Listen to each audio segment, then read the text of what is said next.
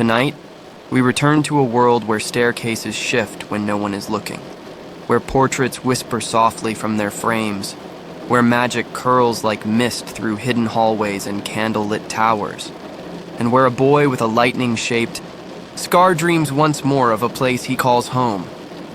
This is Harry Potter and the Chamber of Secrets, the second book in J.K. Rowling's magical series, gently retold for bedtime. You don't need to stay awake. You don't need to remember every detail. This is a lullaby of story, meant to wash over you like a soft blanket of dreams. Told not to awaken the mind, but to soothe it, to carry you, little by little, from the waking world into something quieter, slower, softer. In this story, we return to a world we first met through the eyes of a boy named Harry, a quiet child with messy hair, a lonely heart, and a secret as old as the stars. He lives in a cupboard beneath the stairs, but in his dreams there is something more, a place of wonder, of friends, of belonging. And soon, that dream becomes real. In this second chapter of his journey, something stirs beneath the floorboards of Hogwarts. There are whispers in the walls, strange happenings, a mystery that stretches back 50 years, and a door that should never be opened. But do not worry, dear listener. Even in stories where mystery hums low and shadows lengthen, we will move, slowly, safely, always cradled in gentle words. This retelling is made not for suspense, but for stillness. It is not a tale to rush through, but to rest within, like a softly flickering candle in the window. You will meet once more the beloved friends of our magical world. Harry with his brave and wondering heart. Ron, ever loyal, ever freckled. Hermione, with her clever hands and steadfast spirit. And so many others. Kind Hagrid with his big heart. Cheerful Fred and George with their pockets full of tricks. Professor McGonagall with her stern kindness. And Dumbledore, a quiet force of wisdom in the shadows. This is not a summary or a study. There are no tests here, no answers to memorize. Just story, just time, just rest. Let the setting surround you like soft mist. A castle perched in the Scottish Highlands, its towers kissed by owls and stars. A school where ghosts glide down candlelit corridors, where laughter echoes in old stone halls, and where secrets slumber deep beneath the floor. The Chamber of Secrets is a tale of memory, mystery, and courage. Of the past returning like a whisper, and of a young boy finding his way in a world filled with magic and danger. But tonight, we will tread softly. Every moment will be held gently in the palm of sleep. No sharp edges, no sudden turns. Only the slow, calming rhythm of one chapter giving way to the next. So if your eyes grow heavy, that's perfectly fine. If your thoughts begin to wander, let them. Let your mind drift through the corridors of Hogwarts. Imagine the flicker of torches, the rustle of robes, the hum of ancient enchantments carried on the wind. This is your time to let go, to listen, and to rest. To follow Harry not as a reader or a student, but as a dreamer. As someone standing, quietly in the background, tucked beneath an invisibility cloak of your own. You are safe here. The castle holds no harm for you, only wonder, only whispers, only peace. So take a deep breath. Let your shoulders soften. Nestle into the covers and close your eyes if you'd like. Because our journey is about to begin, and the night is long, and the story is warm, and there is magic waiting in the silence. Chapter 1. The Worst Birthday. It was a hot summer evening on Privet Drive. The kind where the air hums with silence and the light fades slowly, like a candle melting into dusk. Number 4 stood, as always, still and square and proper, each brick, in its place each curtain neatly drawn. Inside, the house was clean and stiff, and not at all the sort of place where stories like this one are meant to begin. And yet, it does. In the smallest bedroom of that house, behind a door with a cat flap, lay a boy named Harry Potter. Thin, a little pale, with glasses that slipped down his nose and dark, untidy hair that never quite obeyed a comb. But the thing most unusual about Harry, though you'd never see it at first glance, was the faint, lightning-shaped scar just above his forehead. And even more than that, Harry was a wizard. But tonight, he didn't feel like one. The day had passed, like any other in the Dursley household. His aunt and uncle, Petunia and Vernon, had bustled about the house in preparation for a dinner party with a client, fussing and polishing, barking instructions as they went. And Harry? Well, Harry had been told to stay in his room. Quiet. Unseen. Forgotten. It was his birthday, 12 years old. No card, no cake, not even a happy birthday muttered by mistake. Just silence. And a sigh that had lived deep in his chest all day. The sun had long since begun to sink, and Harry lay on his bed, drawing shapes on the ceiling with his eyes. Hedwig, his snowy owl, sat silently in her cage, locked there by the Dursleys as punishment, though for what exactly, Harry couldn't quite remember anymore. The air was still. A soft breeze whispered against the glass. He thought of Hogwarts then, the great castle with its enchanted ceilings and talking portraits, the laughter of his friends, the scent of pumpkin pasties on the train ride north. It felt far away, as if it had been part of another life entirely. And then there was a sound, a soft thump, then another. Harry sat up, blinking into the dim light. Something, someone, was in the room. He wasn't afraid. Not truly, just curious and tired. As his eyes adjusted, he saw the figure perched on his bed. Small, strange, with large bat-like ears and wide tennis ball eyes that shimmered in the gloom. Harry Potter, the creature whispered, bowing, low, its voice high and trembly. Such an honor it is. Harry blinked again. Hello? The creature's name was Dobby, a house elf.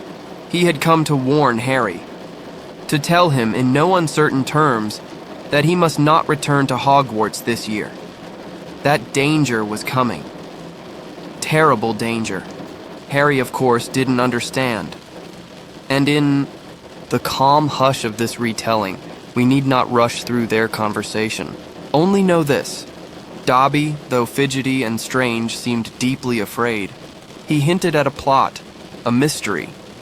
And though his words were tangled and his meaning unclear, he begged Harry to stay away from school. Harry couldn't agree. Hogwarts was his home, the place where he felt like himself. But before he could argue properly, Dobby dashed from the bed and, quite dramatically, caused a pudding to crash onto the kitchen floor below. It was a mess. A quiet one, in our version of the more like a dream of disaster than a real one. A soft thud, a startled cry, and then the echo of Petunia's gasp carried up the stairs. The Dursleys were furious, not just for the pudding, but because of what followed. A letter from the Ministry of Magic arrived soon after, warning Harry that underage magic was not permitted, even if he hadn't caused the mess himself. Harry tried to explain, but the Dursleys, unmoved and unmoving, decided it was time for stronger measures. They installed bars on his window, locked his door at night, slipped cold soup through the flap as if he were no more than a stray dog. And so Harry Potter, on his 12th birthday, found himself imprisoned. A wizard in a cage, forgotten, alone. Or so it seemed. Because far away, in the skies above, soft enchanted rumble was beginning to stir. But that is a tale for another night. Chapter 2. Dobby's Warning. Outside, the summer night was warm and still. But inside number 4, Privet Drive, the air felt heavy, thick with the quiet weight of punishment and misunderstanding. Harry Potter lay in the gloom of his bedroom, the bars now fixed tightly over his window, the door locked from the outside. The strange visit from Dobby the house elf had left behind more than confusion. It had left trouble. A pudding smashed upon the kitchen floor. A letter from the Ministry of Magic, stern and formal, warning Harry that underage magic was not permitted outside of school, even though he hadn't cast a single spell that night. And now, he was paying the price. Aunt Petunia would slide a plate of cold food through the cat flap at mealtimes, barely enough to fill him. Uncle Vernon had taken to pretending Harry didn't exist, except when muttering threats about what would happen if Harry tried anything funny. And Dudley, smug and well-fed, liked to peer through the keyhole and giggle. Harry felt the days slipping by like slow, heavy clouds. He missed Hedwig terribly, still trapped in her cage, quiet and restless, her wings pressed close to her snowy sides. He missed Ron, and Hermione, and Hogwarts. Oh, how he missed Hogwarts. The warmth of the great hall, its floating candles and golden light, the long wooden tables, the clatter of goblets and laughter, the soft shuffle of books in the library, even the portraits that snored in their frames. But most of all, he missed feeling real. At the Dursleys, he was a burden, a mistake, something to be hidden away. At Hogwarts, he was Harry, a friend, a seeker, a boy who belonged. And then, one very late night, when the moon was high and the silence deep, Harry heard something. A faint tapping. He sat up slowly, heart stirring, like a leaf in the wind. The tapping came again, not from inside the house, but from outside his barred window. He stood and crossed the room, peering out into the darkness. There, floating just beyond the glass, suspended in the air as if by magic, was a car. A flying car. And inside it, a familiar freckled face grinned. At him, Ron Weasley. And beside him, his twin brothers, Fred and George, eyes bright with mischief, red hair glowing faintly in the moonlight. They had come for him. Come in secret. Come with magic. The window's bars were no match for the Weasley twins' clever hands. Working with quiet precision, they tied a rope to the bars and, with a gentle pull and a muffled groan, the metal came free. Harry could hardly believe it. The cage door was opened next. Hedwig hooted softly in delight as Harry lifted her into the flying car. Then came his trunk, dragged carefully from the cupboard where the Dursleys had hidden it, and finally, Harry himself climbed into the back seat. The night air was warm and smelled faintly of cut grass and chimney smoke. The car hovered for a moment, then rose with a soft hum into the sky. Below, the houses of Privet Drive faded into dots, and Harry felt something he hadn't felt in days. Freedom. Inside the car, the Weasleys explained everything in whispers. Ron had been worried when Harry hadn't responded to his letters. And when it became clear something was wrong, they'd borrowed their dad's enchanted Ford Anglia and flown to rescue him. No questions asked. It was the kind of friendship that wrapped around Harry like a blanket. He sat between Fred and George, smiling quietly to himself, feeling known, safe. The sky around them was a velvet blue scattered with stars. The wind flowed through the open windows, carrying with it the distant hush of sleeping towns far below. No alarms, no scolding voices. Just the soft hum of the engine and the laughter of boys wrapped in moonlight and mischief. They would return to the Burrow, the Weasleys' crooked, cozy home, where warm food, kind faces, and gentle magic awaited. But for now, Harry leaned, back, eyes growing heavy. He watched the stars drift past the window. He listened to Ron and the twins talk about gnomes and Quidditch and summer mischief, and he felt in his heart that familiar pull.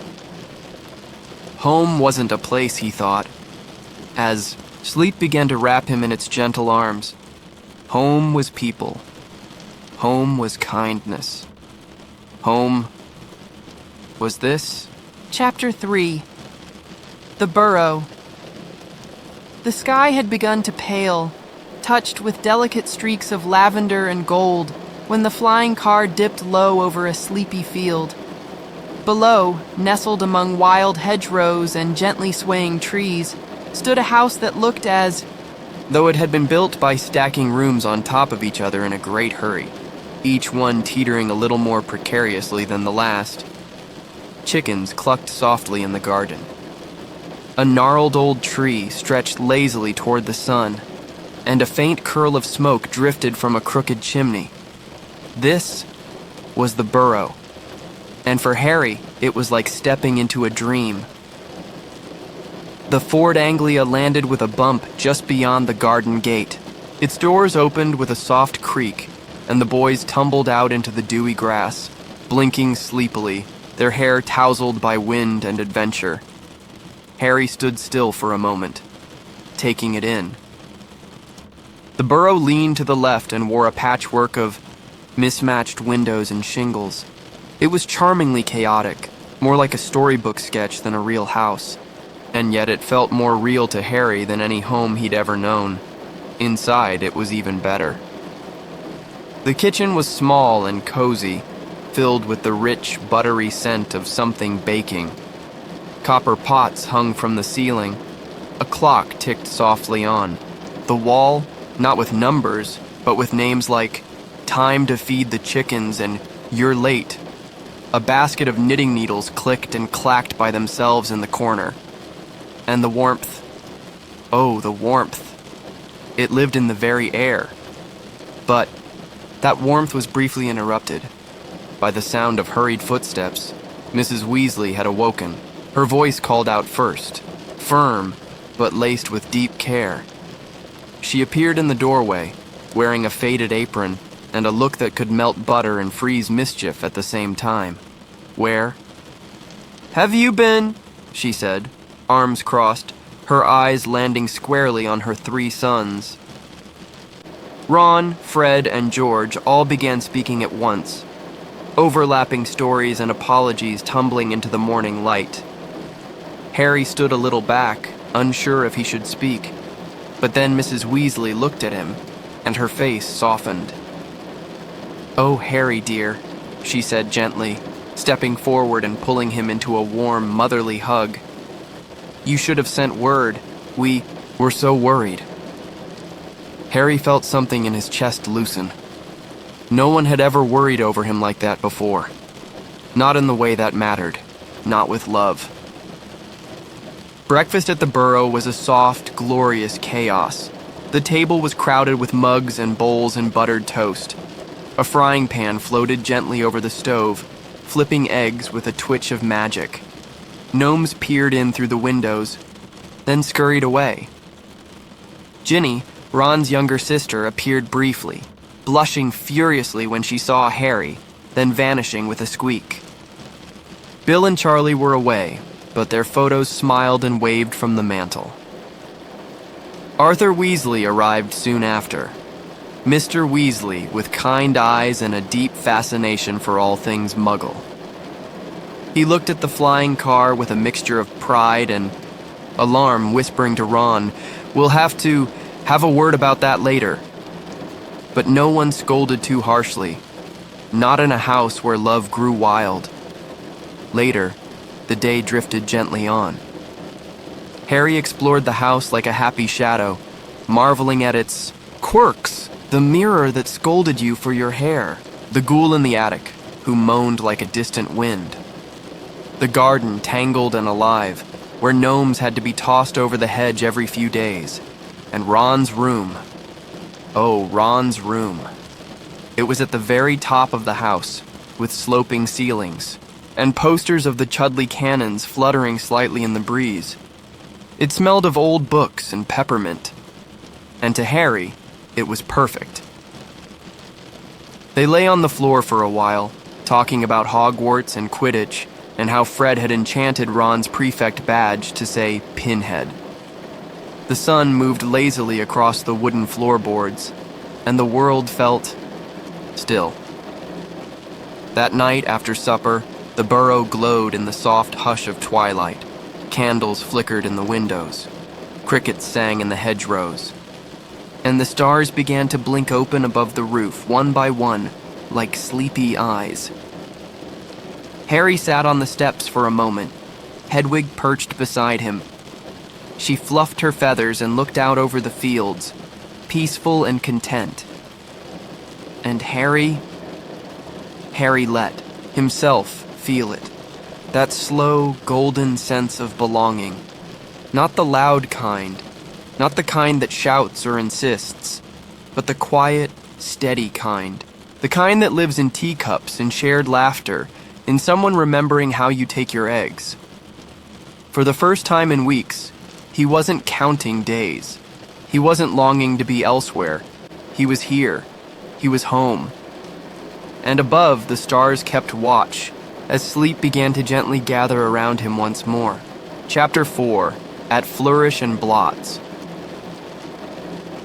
The day began early at the Burrow.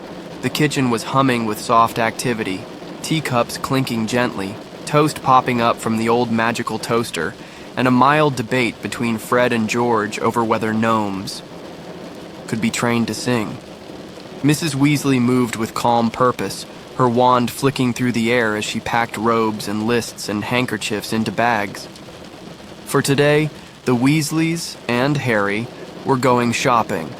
Not in any ordinary place, of course, but to Diagon Alley, the magical high street hidden in the heart of London. It was school shopping time. First came the fireplace, a curious magical travel system known as Floo powder. Harry watched as one by one the Weasleys stepped into the fireplace, threw down a pinch of shimmering powder, and called out clearly, "Diagon Alley!" With a flash of green flame, they vanished. When it was Harry's turn, he followed suit, though with a small cough from the ashes and a slight stumble in his voice. "Diagon Alley," he tried to say, but it came out a little muddled, and suddenly, the fire swept him away, whirling through a maze of chimneys and soot, rushing past darkened hearths and strange glimpses of hidden places.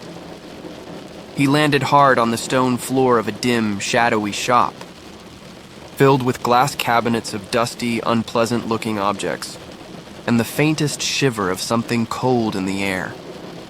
Harry had taken a wrong turn. He was in a place called Nocturne Alley, close to Diagon Alley, but altogether different. The shops here were smaller, gloomier, with windows full of eerie oddities. Shrunken heads, cursed amulets, and books bound in whispering leather.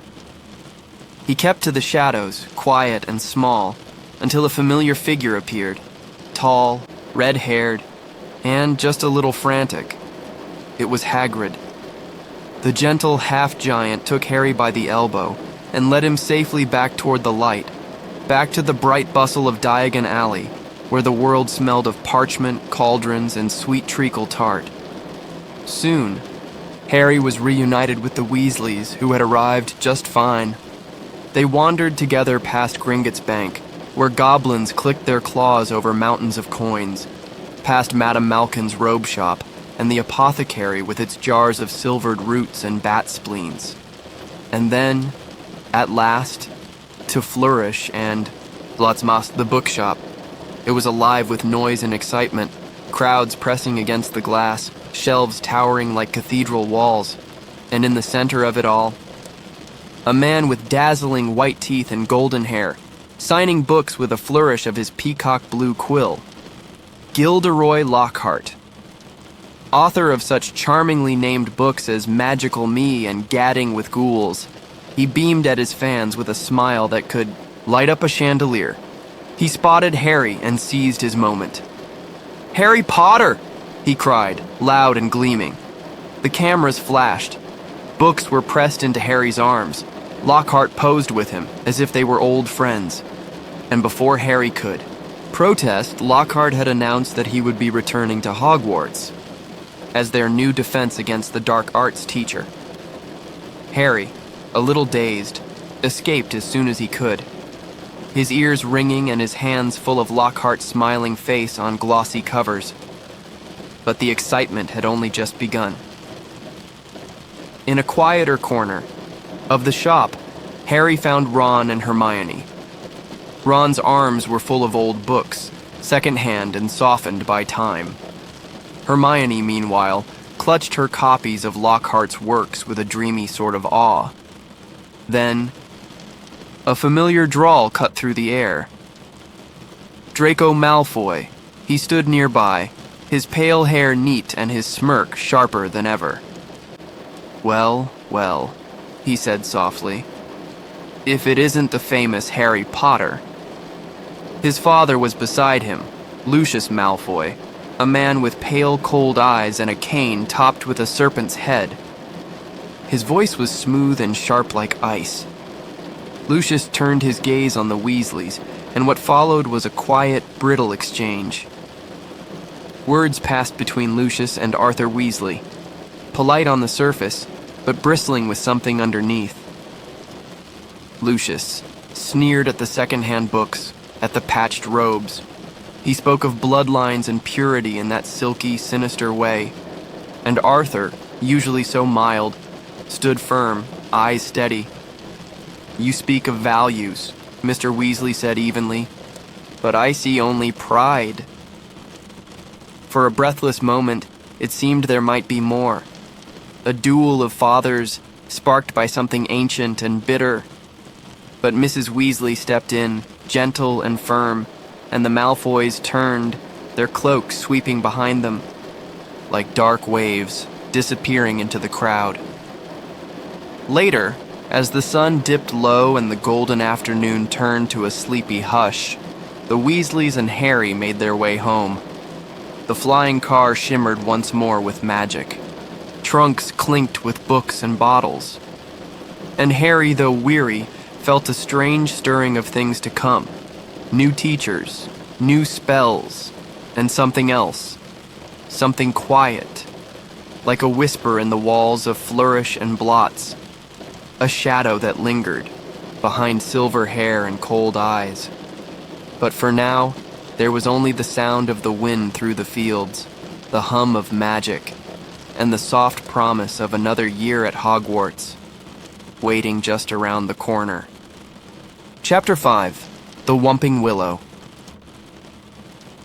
The summer days at the Burrow came to a dreamy close. Sunlit mornings fading into quiet dusks filled with fireflies and the aroma of treacle tart. Harry had never known such comfort. Laughter at breakfast, chores done by magic, and a family who treated him not as a burden, but as one of their own. But the time had come once again to return to Hogwarts. There was something sweet in that, like returning to a favorite book. Left open on your bedside table, familiar hallways, floating candles, and the promise of spells yet to be learned. The plan was simple. They would all travel together, Ron, Harry, Ginny, Fred, George, Percy, and the rest, to King's Cross Station, through the magical barrier between platforms 9 and 10, and onto the Scarlet steam engine that waited patiently every year, the Hogwarts Express. But sometimes magic has a playful, unpredictable way about it. That morning was unusually rushed.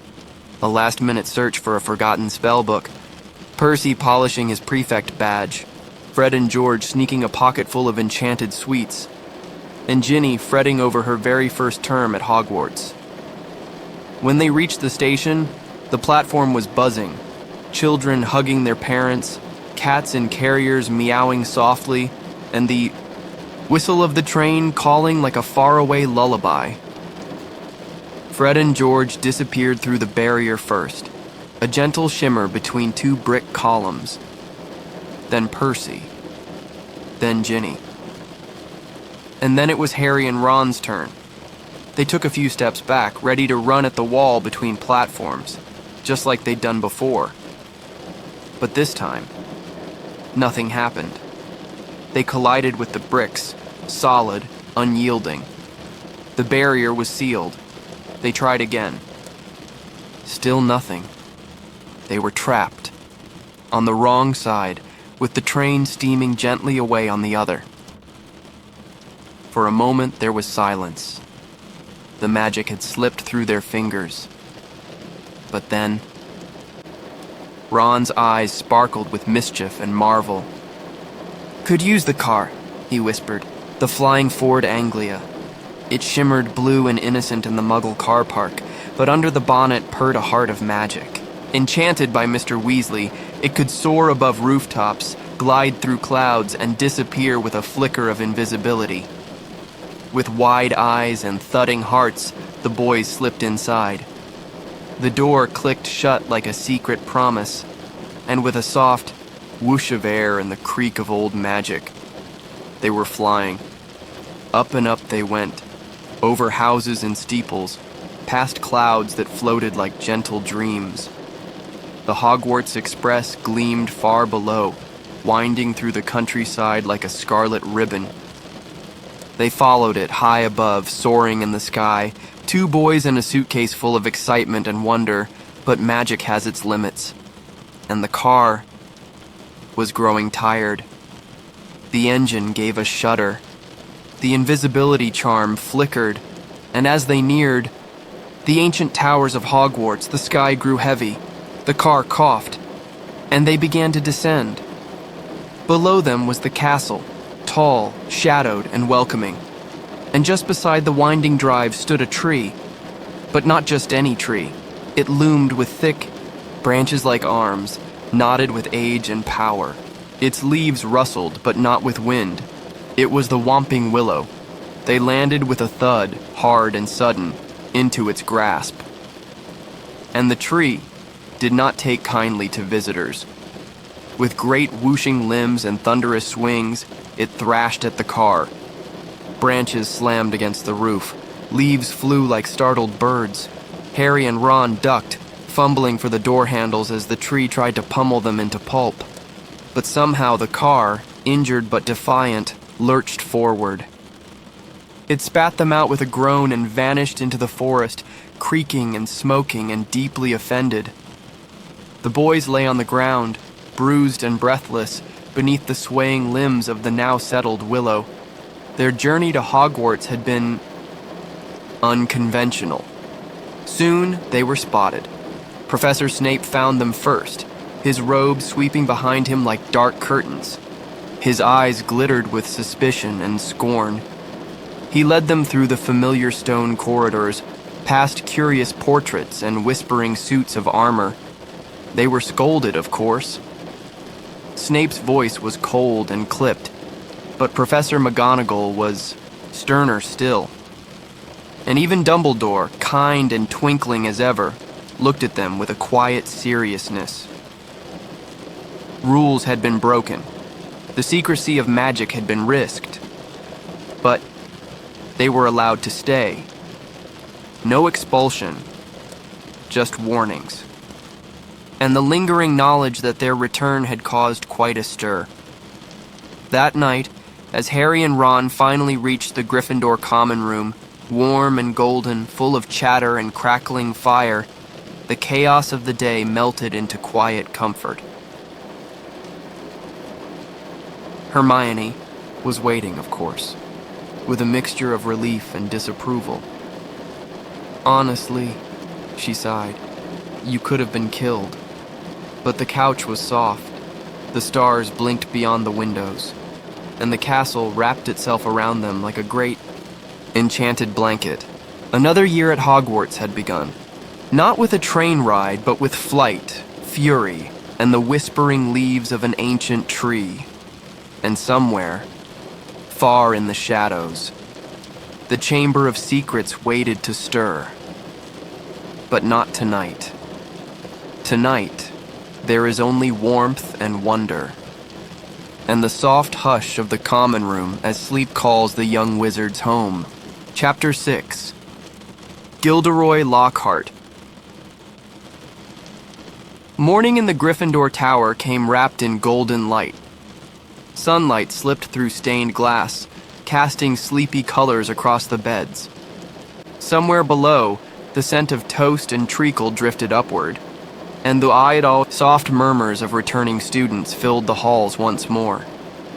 Harry rose slowly, the memory of the Whomping Willow still clinging like a half-forgotten dream.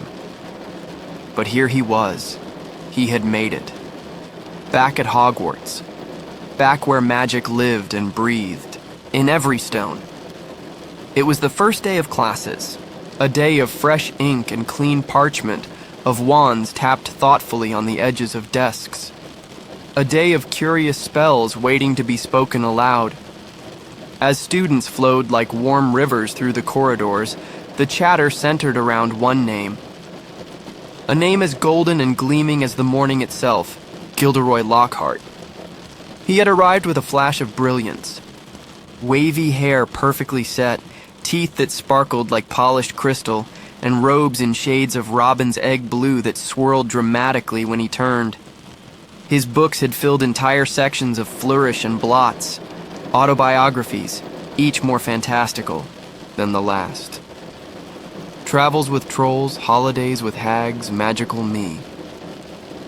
Every cover bore his face. Every story painted him as a hero. And now, he was to be their defense against the dark arts teacher. Breakfast in the Great Hall brought his first grand appearance. He swept in with a dazzling smile and a wink for every table. Even the enchanted ceiling seemed to pause in admiration. "Ah." "Harry!" Lockhart called cheerfully, catching sight of him. He strode over, clapping a hand on Harry's shoulder as if they were old friends. The attention made Harry's ears burn. The other students stared, some with curiosity, some with envy. Some with amusement. It was the start of something strange for Harry. A quiet tension that hummed beneath the surface. He was famous, yes, but fame was not always kind. And now it seemed to have taken on a new shape, sharpened by Lockhart's theatrical charm. The day unfolded with familiar rhythms. History of magic. Professor Binns, still ghostly and monotonous. Transfiguration with Professor McGonagall, firm, precise, and quietly fair. Charms with Professor Flitwick, his tiny voice chirping like a bell. And then came the first defense against the dark arts class. Excitement buzzed like fizzing whiz-bees. Lockhart greeted them with a gleaming smile and a self-assured wave. The classroom looked different, walls lined with framed photos of himself that occasionally winked, shelves stuffed with his own books. He began with a flourish, distributing a quiz titled, "How well do you know Gilderoy Lockhart?" The questions were unusual. What is Gilderoy Lockhart's favorite color? What is Gilderoy Lockhart's ideal birthday gift? What is Gilderoy Lockhart's greatest achievement to date? Hermione, to no one's surprise, scored full marks. Lockhart beamed at her. A fan! Marvelous! Harry, meanwhile, barely knew any of the answers. Then came the demonstration. Lockhart, ever dramatic, announced he had brought real live creatures. To class, Cornish pixies. He opened the cage, and in a flurry of blue wings and squeaky shrieks, chaos erupted. The pixies zoomed around the classroom, tearing through papers, pulling hair, swinging from chandeliers and yanking robes. Lockhart stood at the front, wand raised dramatically. "Pesky pixie pesternomi," he cried. Nothing happened. The pixies simply shrieked louder. Within moments, Lockhart declared that the class could handle the rest, and slipped out, robes fluttering behind him. Harry, Ron, and Hermione were left to round up the pixies, using chairs, nets, and clever charms. By the time they were done, the classroom was a mess. But the students were laughing, breathless from the mayhem. And Harry was beginning to wonder. Lockhart was a mystery of a different kind. Charming, yes. Popular, undeniably. But underneath the glamour and self-praise, there was a sense of something hollow. Still, others didn't seem to mind. The girls admired him. Even some teachers humored his confidence. But Harry had faced real danger. He had met Voldemort in the flesh, seen shadows that went deeper than fame.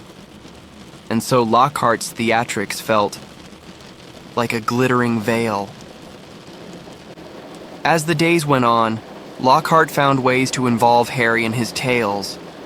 At every turn, he mentioned him in passing, as if they were co-authors in the book of magical celebrity, and Harry, quietly, grew tired of it. Of the staring, of the whispers, of being pulled into the spotlight he had never asked for. But he kept his thoughts close. He had other things to focus on. The castle still held its quiet magic. Hidden staircases, floating lanterns, the smell of old books in the library, and the year was only beginning. At night, the common room glowed with golden embers. The fire crackled softly as students read or played wizard chess, and Harry often found himself staring into the flames, the flicker of light painting shapes that danced like dreams. Lockhart might be loud and glittering, but deeper things were stirring. At Hogwarts, whispers in the walls, a strange chill in the air, and something watching. Chapter 7, Mudbloods and Murmurs. The days at Hogwarts flowed like warm tea poured into a favorite cup, comforting, familiar, yet always steeped in a little enchantment. September wore on, and the castle settled into its rhythm. Quills scratched across parchment, cauldrons bubbled with gentle plumes, and outside the first signs of autumn painted the trees in soft strokes of gold and russet. But beneath the peaceful charm of lessons and laughter, there were ripples, small tremors in the quiet surface. And one of those tremors began on a drizzly afternoon, with a Quidditch practice that unfolded under clouds the color of pewter. The Gryffindor team, scarlet and proud, had the pitch booked, eager to fly, to chase golden glimmers and forget the tug of homework. But when they arrived, broomsticks in hand and excitement in their step, they found the Slytherins already there, polished, smirking, and very much uninvited, led by Marcus Flint and flanked by Draco Malfoy. The Slytherins claimed they had special permission. A new seeker had joined their team, and he needed the practice. Draco, of course, was the new addition, and his broom, a Nimbus 2001, gleamed like a shard of silver under the gray sky. The rest of the team had matching models, courtesy of Lucius Malfoy. It wasn't subtle, it wasn't kind. And Ron Weasley, ever quick to boil, muttered something sharp under his breath. Draco's reply came with a practiced sneer. "You'll find no one asking you to join their team, Weasley," he said, his voice like cold stone. "You're far too poor, and your family's too common." Hermione, who had stepped forward in defense, received the worst of it. Draco turned his gaze to her and, with a curl of his lip, said the word, "Mudblood." A hush followed. Not the soft hush of peace, but the kind that follows something ugly, dropped into a still pond. Ron didn't hesitate. His wand rose, but the curse backfired, and his wand, damaged from crashing into the Whomping Willow, spewed a thick stream of slugs from his mouth. It would have been funny in another moment. But not now. Not after that word. Later, back in the castle, Hermione looked puzzled more than hurt. She didn't know what the word meant, so Ron, still queasy and pale, explained. Mudblood, he said, is one of the worst things you can call someone. It means someone born from muggles. Not pure blood, not wizarding stock. It's meant to insult, to stain, to act as if magic depends on heritage. Hermione grew quiet. She wasn't crying, but her silence hung in the air like glass. Harry, who had faced far worse insults from Dudley, still felt something twist inside. He didn't understand people like Draco. He didn't want to. But the castle, ever alive, offered its distractions. Classes continued. New spells were learned, and Professor Lockhart remained as self-absorbed and oblivious as ever. One evening, Harry, Ron, and Hermione went to the second floor, helping nearly headless Nick with a small school, Matter, a favor born of kindness and curiosity. It was quiet in that part of the castle. The torches flickered softly. The walls felt colder somehow, and that's when Harry heard it, a voice, soft and sibilant, whispering like a snake sliding through dry leaves. Kill. Let me rip. Tear. It wasn't outside his head. Not exactly. But it was real. He froze. No one else heard it. Ron and Hermione looked puzzled, confused, even worried. But Harry was shaken. The voice was not human, not ordinary, and it sounded hungry. They followed the corridor, and the voice faded. But something new awaited. A message, scrawled on the stone wall in dark, glistening letters like something alive. The Chamber of Secrets has been opened. Enemies of the Heir, beware. Beneath the writing, Mrs. Norris, the caretaker Filch's cat, was stiff, unmoving, and hanging from her tail. A terrible stillness fell. Soon, students gathered. Gasps and whispers filled the air. Professor Dumbledore arrived as calm as ever, his eyes filled with quiet concern. Filch accused Harry angrily, desperately, but Dumbledore made no judgment, only observations. The cat was not dead, only petrified. An unusual magic. But who and why? No one had answers, only questions that coiled like vines through the mind. And Harry, still hearing echoes of that chilling voice, felt those questions settle deep in his bones. That night in the common room, the fire burned low. Ron sat staring into the flames, Hermione flipping softly through old library books, searching for anything about the Chamber of Secrets. Harry sat quietly. The whispering voice had stopped, but he could still feel its breath. There was a darkness beneath the school, a forgotten place breathing in silence. But the castle around him still glowed with warmth. The gentle creak of floorboards, the comforting scent of old wood and magic, and as Harry climbed the stairs to his dormitory, the shadows followed only at a respectful distance. Never rushing, never loud, only waiting. Chapter 8. The Deathday Party. In the days after the message on the wall, Hogwarts moved with a kind of tentative quiet, as though the castle itself were holding its breath. Students whispered in corners, prefects walked in pairs, and Harry, though innocent, found eyes lingering on him a little longer than usual.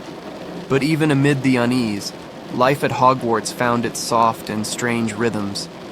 and on one overcast morning, as October leaned into itself, nearly headless Nick, ghost of Gryffindor Tower, floated toward Harry with his usual shaky smile. He had a favor to ask. Nick, you see, was approaching the 500th anniversary of his death. Not a birthday. Exactly, but a death day, and to mark the occasion, he was throwing a grand party in one of the castle's chillier, less used corridors. He wanted Harry and his friends to come. It was, after all, a great honor for the living to be invited, especially by a ghost as distinguished as Sir Nicholas de Mimsy Porpington. Harry agreed politely. Ron looked mildly alarmed, and Hermione, of course, was intrigued. And so, when Halloween night arrived and the great hall shimmered with floating pumpkins and warm golden light, the trio turned away from its cozy cheer and wandered instead toward the far, forgotten hall where the ghostly gathering awaited. The moment they stepped through the heavy doors, a sudden chill kissed their skin. The Deathday party was cold. Very cold. And crowded. Hundreds of ghosts floated to and fro, draped in tattered silks and long-forgotten fashions. A translucent orchestra played a mournful, wheezy tune on invisible instruments, and the candles, hundreds of them, were black, their flames an eerie, blue that cast no warmth. Nearly headless Nick greeted them with pride, gliding through the air with his head wobbling ever so slightly from his neck, still only nearly detached. "Welcome," he said, beaming through the mist, "to my 500th Death Day." The guests were as strange as they were silent. A group of ghostly monks glided past, bowing their pale heads. A lady in a ruff and pearls whispered to a headless jester, and in the far corner, hovering proudly above a long table of spoiled food, was the most impressive sight of all, the Headless Hunt, led by Sir Patrick Delaney Podmore. The hunt was made up of ghosts who had completely lost their heads, and made sure everyone knew it.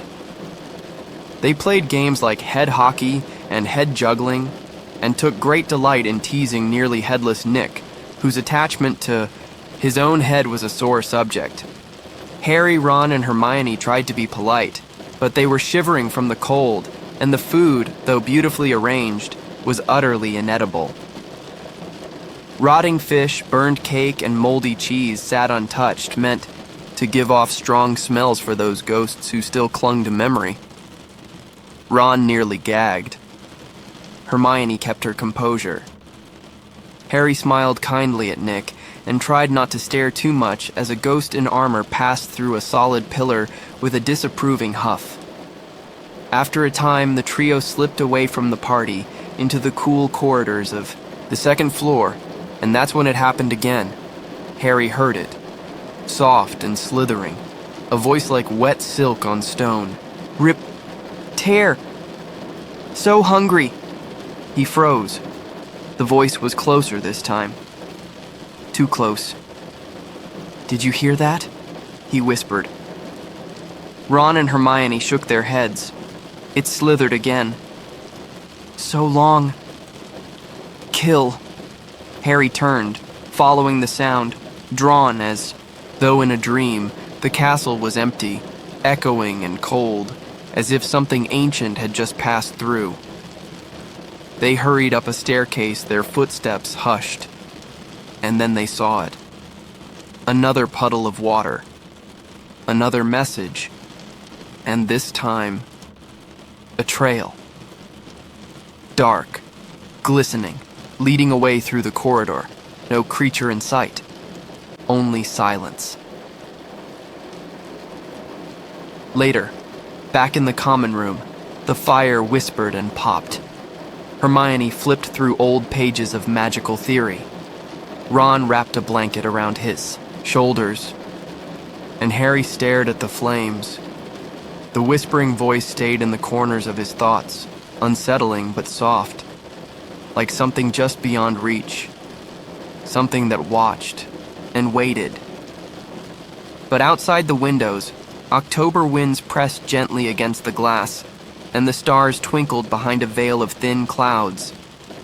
The castle was ancient, yes, and mysterious. But it was also home. And home, no matter how strange, always holds space for safety. Chapter 9. The Writing on the Wall. It was the end of a strange and chilling evening. The Deathday party still echoed in their minds. The eerie blue candlelight, the mournful music, and the whisper Harry had heard in the corridor, like something long buried speaking in forgotten tongues. As Harry, Ron, and Hermione followed the sound, they found themselves drawn upward, up staircases that twisted like ivy, past windows washed in silver moonlight. The castle was quiet, too quiet, and then they saw it. A message, scrawled in what looked like thick, glistening red paint across the stone wall.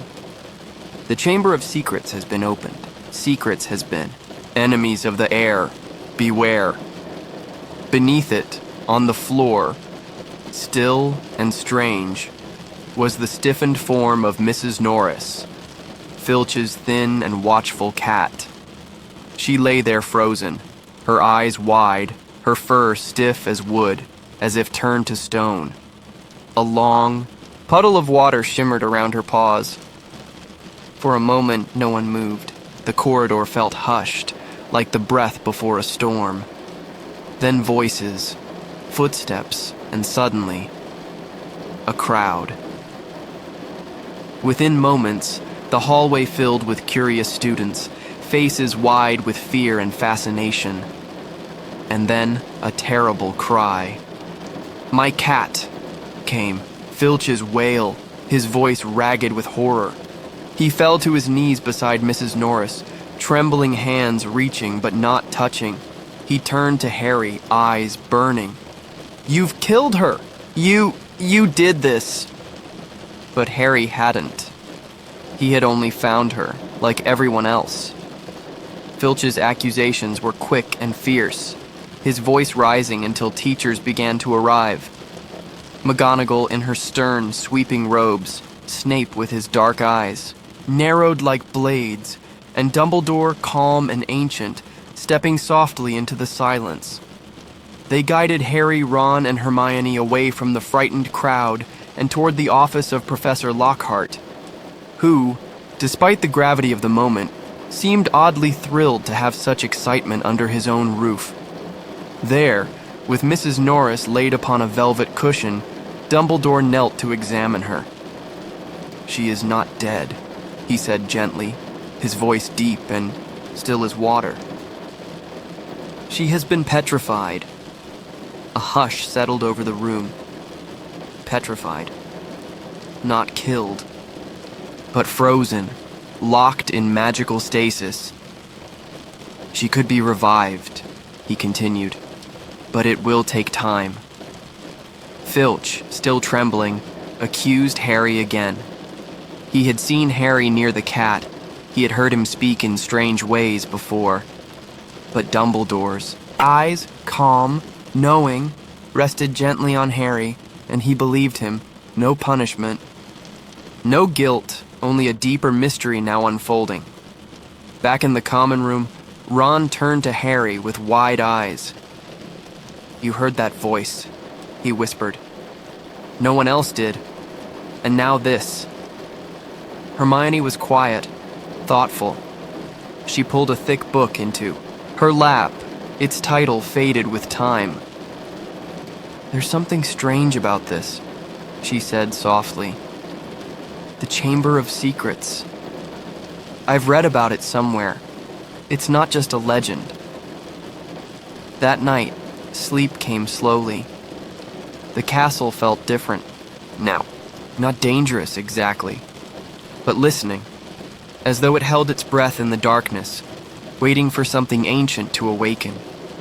The message on the wall glowed in memory, its red letters etched in mystery, and Harry, lying in his warm bed beneath the soft hangings of Gryffindor Tower, felt a quiet ripple of unease beneath the comfort of the blankets. Something was beginning. Something hidden for a very long time. Chapter 10. The Rogue Bludger. The days at Hogwarts rolled onward, touched by the crisp fingers of late autumn. Leaves rustled in gold and bronze, and the castle stood warm against the cooling air. Fireplaces flickering, scarves wrapped snugly, and excitement bubbling in the halls for the next Quidditch match. Harry, seeker for Gryffindor, was ready. He longed for the sweep of wind in his face, the feel of his broom beneath him, the chase of the golden snitch through a sky of cheers. But beneath it all, beneath the chatter and the practice, the polished brooms and sharpened focus, a soft whisper of unease still drifted through the corridors, the writing on the wall, the petrified cat, and Harry, hearing a voice no one else could. The match day came bright and breezy, the stands filled with scarves and shouting, flags waving like flames, Gryffindor versus Slytherin, a long-standing rivalry, fierce and deeply felt. But for Harry, it was something more. A chance to fly, to break free, to feel weightless in a world that so often felt heavy. He mounted his broom, scarlet robes billowing, and when Madame Hooch blew the whistle, he soared. High above the field, the wind rushed by, carrying shouts and cheers, the thrum of excitement alive in the air. But something was wrong. From the corner of his eye, Harry spotted a bludger, a heavy iron ball meant to knock players from the sky. And it wasn't moving like the others.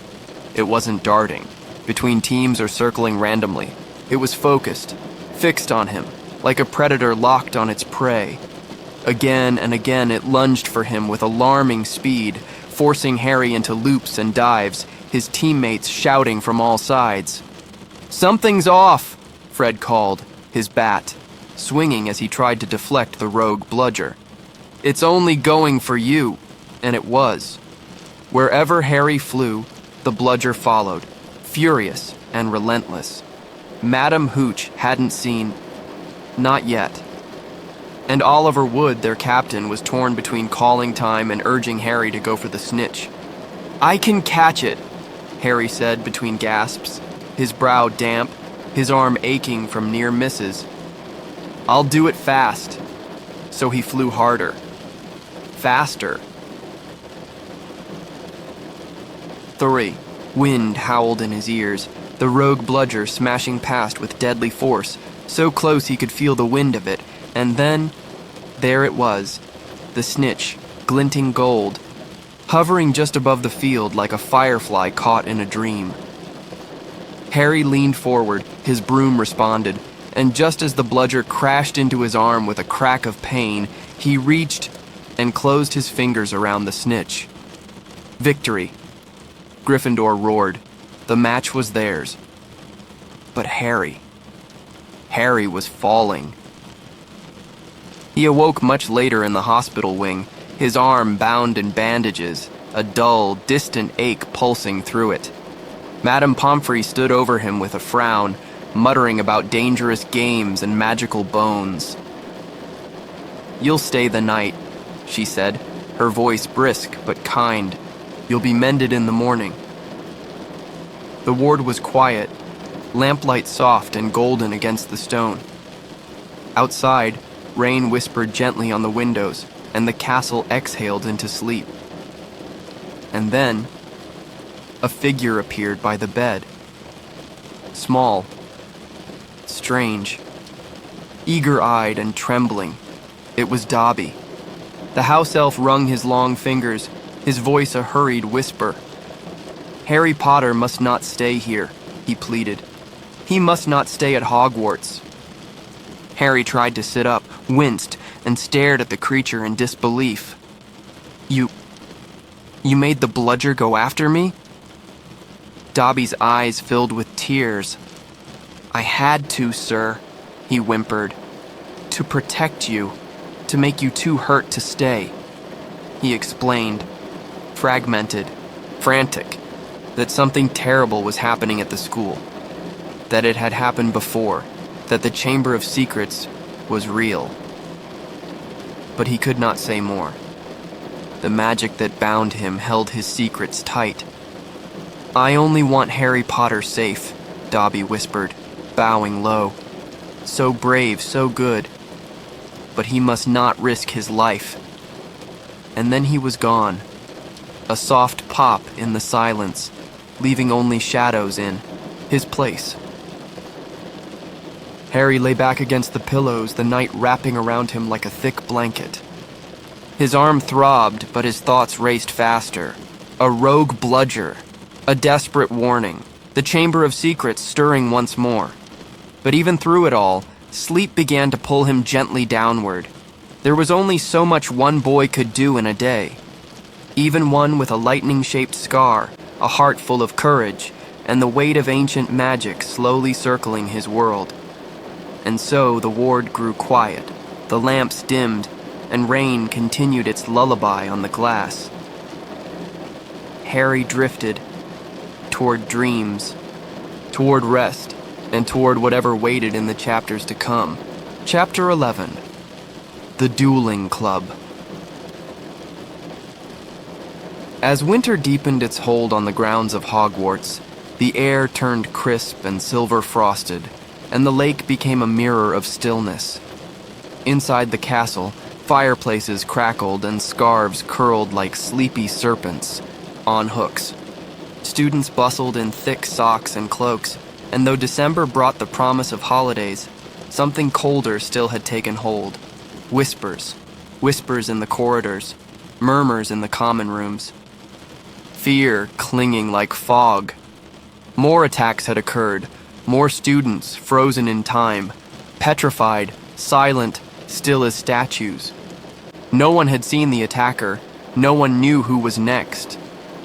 But Harry, he still heard things others didn't. A strange, silvery voice slithering through the stone, hungry, hollow, hunting, he told no one. Not yet. To lighten spirits, or perhaps to show off, Professor Lockhart made an announcement as grand as a banner unfurled: a dueling club. To prepare you in case you need to defend yourselves. He beamed, his white teeth flashing like polished marble. And who better to teach you than me? The announcement stirred curiosity. Even Ron and Hermione looked intrigued. Could be fun, Ron said with a shrug. Or a complete disaster. Hermione smiled softly. Let's just go and see. That evening, in the glittering Great Hall, long tables vanished to make space for an elegant dueling platform and dramatic golden drapes. Candles flickered overhead, casting pale firelight on curious faces. Lockhart stood proudly at the front, wearing lilac dueling robes, his hair gleaming like spun sugar under the light. Beside him stood Professor Snape, dark, still, his presence like a shadow drawn in ink. Harry blinked. Snape? Apparently he would be assisting, and from the way Snape's mouth curled ever so slightly, he did not plan to assist gently. The demonstration began. Lockhart raised his wand with flair, his voice all flourish and drama. Snape, however, was quiet. Flick. A word. And Lockhart went sailing backwards, his wand flying from his hand. A few students clapped uncertainly, some chuckled. Lockhart stood up quickly, smiling a bit too brightly. Exactly what I intended, he said airily. Snape's. Silence was louder than any applause. Then came the practice rounds. Pairs were chosen. Wands raised. It was noisy, chaotic fun at first. Bright sparks, loud bangs, a few singed eyebrows. Harry was paired with Draco Malfoy. The room seemed to still. They stepped onto the platform, eyes locked, wands at the ready. Lockhart counted them. In 3, 2, 1, go. It happened fast. Malfoy shouted, Serpensortia, and with a crack, A long black serpent burst from his wand, slithering onto the stage, its eyes glinting and tongue flicking like fire. Gasps filled the room. Snake hissed, coiling low to the ground. Facing a trembling Hufflepuff boy named Justin Finch Fletchley, Lockhart leapt forward, flourishing his wand dramatically, and utterly failed to remove the snake. It reared, fangs bared. Harry stepped forward, his voice coming from deep within. Soft, strange, and curling like smoke. The words were not English, yet they slid from his lips with ease. Leave him. Go on. Don't attack. And the snake obeyed. It relaxed. Its coils loosened. It slithered away without another sound. But silence had already fallen, not in awe, but in fear. Students stared. Hermione looked stunned. Ron pale. Justin backed away, eyes wide. Harry blinked. "What?" he asked softly. "What happened?" Ron whispered. "You were speaking parcel tongue." Harry frowned. "What's parcel tongue?" "It's snake language," Hermione said, her voice unusually quiet. "Very rare, and, well, usually associated with dark wizards." It felt like a weight pressing into the room. Harry didn't feel dark. He'd never tried to speak to snakes. Not really. It had just happened. But to the others, he wasn't so sure. After the club ended, the whispers began again. Not about the chamber, not about the attacker, but about Harry. Harry, Potter, the boy who lived, could speak to snakes, and that in the minds of many made him something different. Something they didn't quite trust. He returned to the common room quietly that night, Ron and Hermione close by, each lost in their own thoughtful hush. Outside the tower windows, snow had begun to fall. Silent, soft, endless. A blanket. Over the fear, if only for a while. And Harry, curled under his quilt, stared at the ceiling above his bed, wondering what this gift, or curse, might mean. He was no closer to the truth. No closer to the chamber's secret, but something was stirring.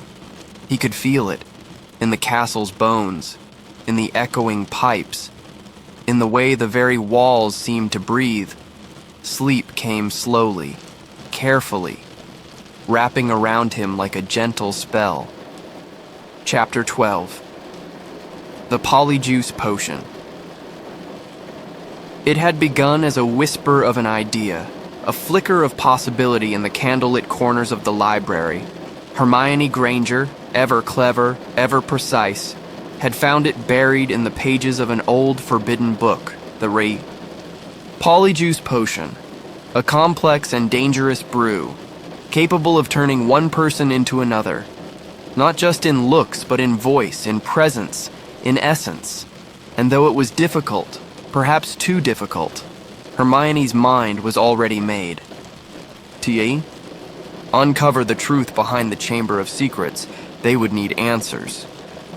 And Draco Malfoy with his sneers and secrets might just hold them, but Malfoy wouldn't speak to Harry, not to Ron, not to anyone he didn't trust.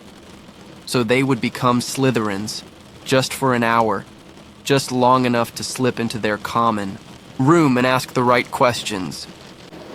In a quiet, hidden bathroom on the second floor, forgotten by time and students, the trio set up their makeshift laboratory.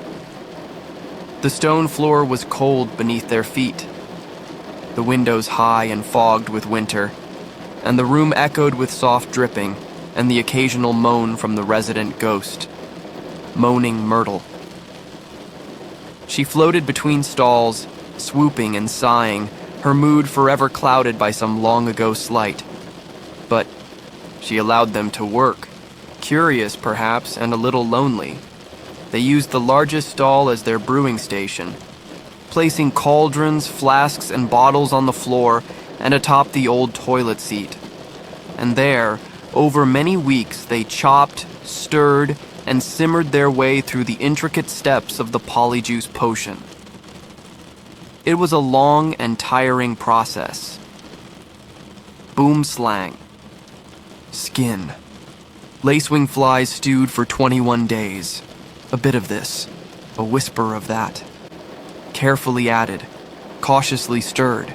The potion bubbled, changing color day by day, from a sickly green to a thick, muddy sludge. But the final, most important, ingredient had to be stolen from the Slytherins themselves. With quick thinking and quiet footsteps, Hermione managed to sneak into the common room corridors and snatch hairs from the robes of Millicent Bulstrode, while Ron and Harry procured what they needed from Crabbe and Goyle. It wasn't pleasant, but it was done. The potion was ready, the moment had come, the plan was simple, at least on paper. In the privacy of their secret bathroom, each would drink the potion mixed with the hair of their target, and for a single hour they would become Crabbe, Goyle, and Millicent. But before they began, Hermione paused.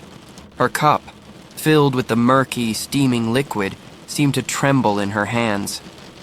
It might taste awful, she warned, her eyes flicking toward the mirror.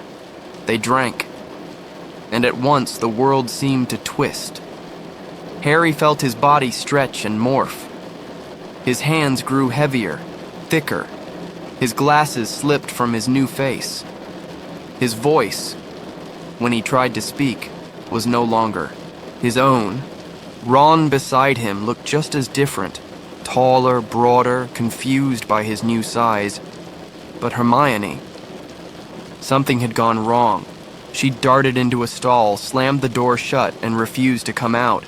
Only later would they learn. She hadn't used Millicent's hair. She had taken a cat hair from the girl's robe by mistake.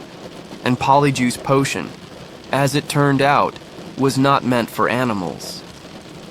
Poor Hermione. Fur, whiskers, tail. She would spend the rest of the chapter in the hospital wing, being slowly returned to herself by Madame Pomfrey's gentle, grumbling care. Harry and Ron, now wearing Crabbe and Goyle's faces, left Myrtle's bathroom and headed for the dungeons. It was a strange, disorienting experience, walking in another's body. Heavier steps, different voices, a cool unease in their skin. They found the entrance to the Slytherin common room easily enough. A stone wall that opened with the password, Pure Blood. Inside it was dark and cold.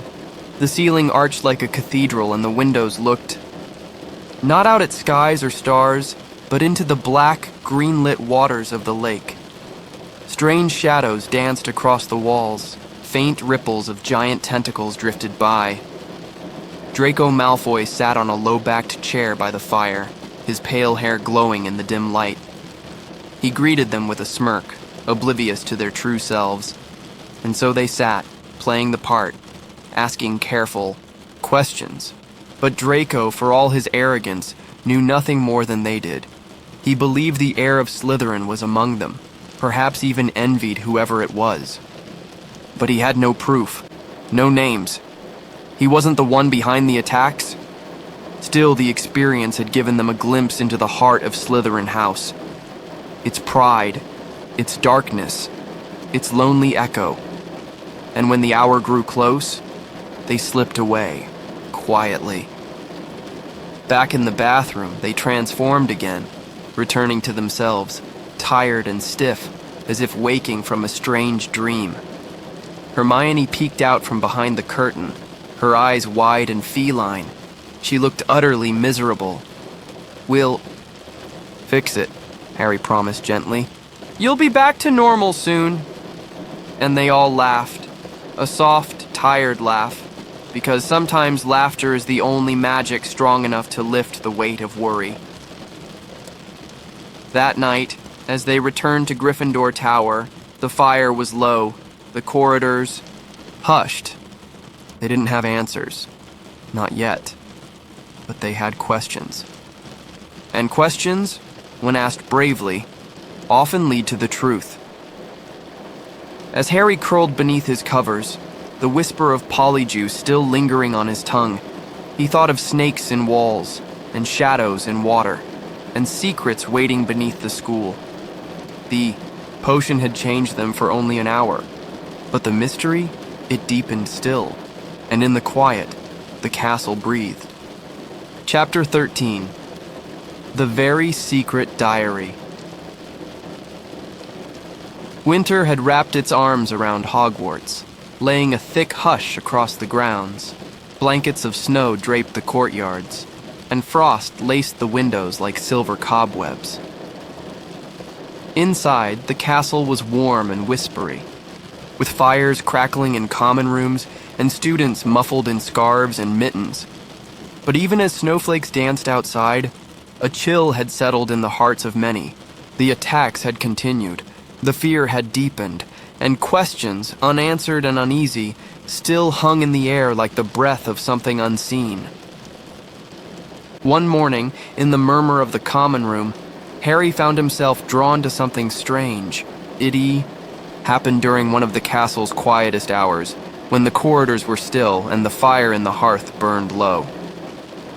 He was walking with Ron, their steps soft along the stone floors, when something caught his eye near a flooded bathroom. It was Myrtle's bathroom, still abandoned, still echoing with her sighs. There, lying half submerged in a puddle of ghostly water, was a book. A small, battered diary, its black cover soaked but otherwise untouched. No name, no markings, just waiting.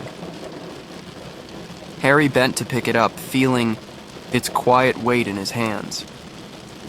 A diary. But who had dropped it? He brought it back to Gryffindor Tower, and the three friends gathered around it like it might speak. Hermione curious, Ron suspicious, and Harry quietly drawn in. The pages were blank, no writing, not a trace of ink, but it didn't feel ordinary. There was something in its silence, something in the way it seemed to...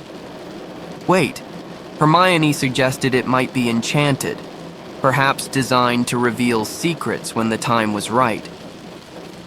Ron, more cautious, muttered about magical traps, old stories of books that fought back.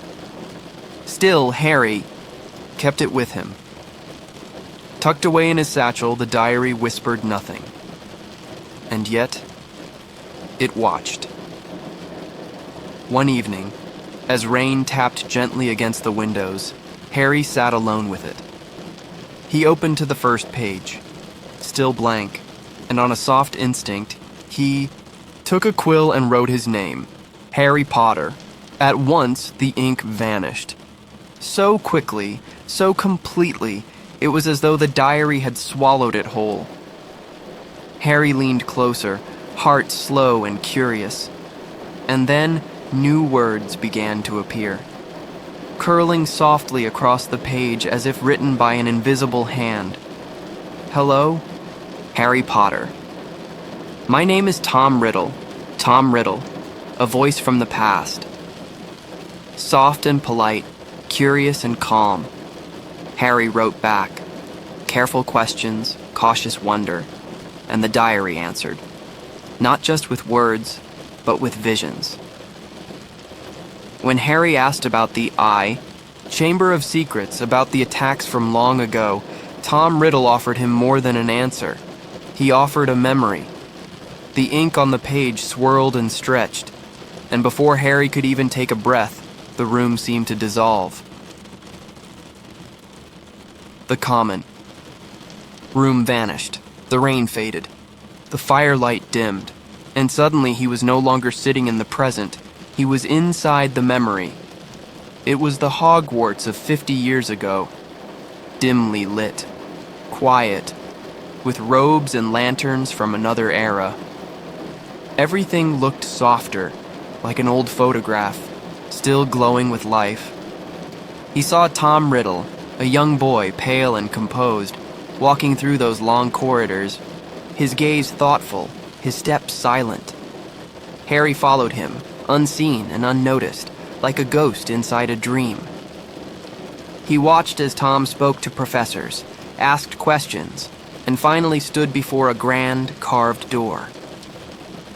Behind that door was a room filled with cages, and in one of those cages, a large, gentle spider stirred. It was a creature known to Hagrid, a creature that years ago had been blamed for terrible things. But something didn't feel right. Harry could sense it, even in this floating memory. The spider wasn't the monster. Something else was hiding in the school. Something ancient and unseen. Still, the memory ended with a decision.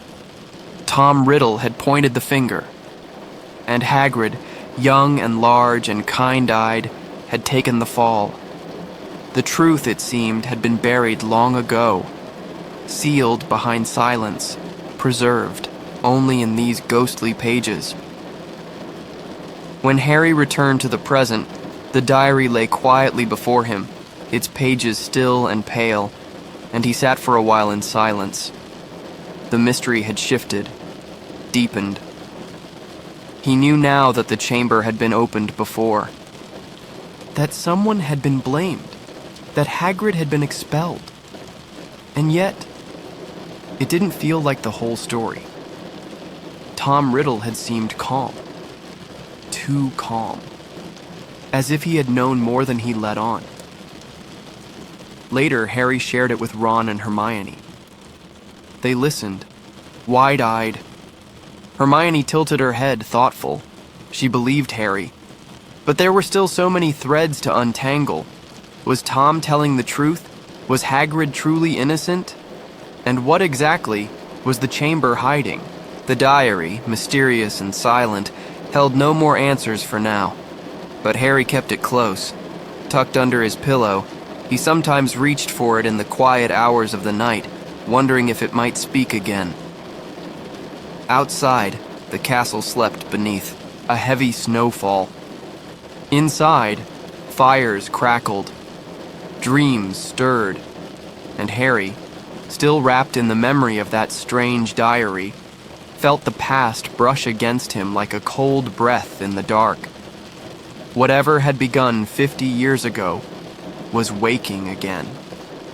But now sleep called, and the whispers of the diary faded into the hush of the night. Chapter 14. Cornelius Fudge. The castle had grown quieter. There was something uneasy in the air now. A stillness that hung in the archways, in the stairwells, in the glances exchanged between students. Even the portraits seemed to speak less, and the ghosts drifted slower, as if the walls themselves were holding their breath. The attacks had not stopped, and the fear had grown like ivy in winter, curling cold and dark along the minds of all who called Hogwarts home. Harry, Ron, and Hermione felt it most in the silence after classes, when groups of students clustered in whispers, and teachers looked over their shoulders more often than before. And through it all, Harry kept the diary close, wondering if it might whisper again. But its pages stayed blank, its voice quiet. Still, the mystery pressed in, soft but heavy. What was the chamber? Who had opened it now? And what connection stretched like a thin golden thread between Harry and Tom Riddle? Then one afternoon, something terrible happened. A soft commotion rippled through the castle, not loud like thunder, but quiet and sharp, like the sound of a teacup breaking far away. Hermione was gone. Not missing. No. She had been found. Petrified. Like the others, stiff and silent, her eyes wide and unblinking, as if frozen in a moment of terrible understanding. They found her in the hallway, a mirror clutched in one still hand as if she'd been trying to see something. Harry and Ron stood together in the corridor outside the hospital wing, looking through the window as Madame Pomfrey bustled gently about her bed. Hermione, brave and brilliant Hermione, was still and silent.